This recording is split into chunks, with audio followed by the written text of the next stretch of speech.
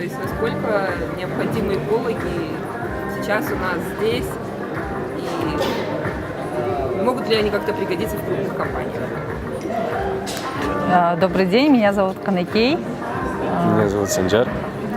Мы работаем в горнодобывающей компании, в крупном холдинге в Кыргызстане.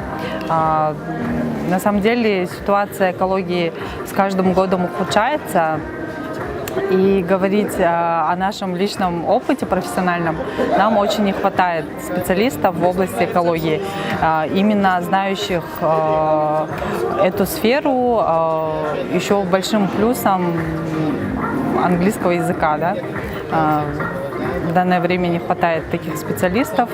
То есть АОЦА готовит полноценных специалистов, знающих английский язык, которые могут сотрудничать, именно вести переговоры с западными коллегами, от Европы, Америка та же самая, которая на 10 лет вперед нас превышает вот в плане экологии в целом.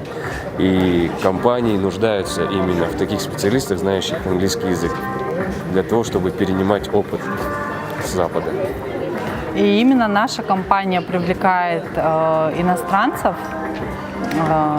Запада, да, специалистов, а хотелось бы больше специалистов с Кыргызстана. Да, и колледж АУЦА, который открывает направление экология,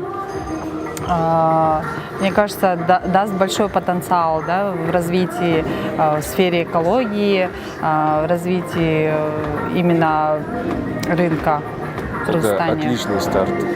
АОЦА – это отличный старт. Вот смотрите, я насколько знаю, то есть у нас компания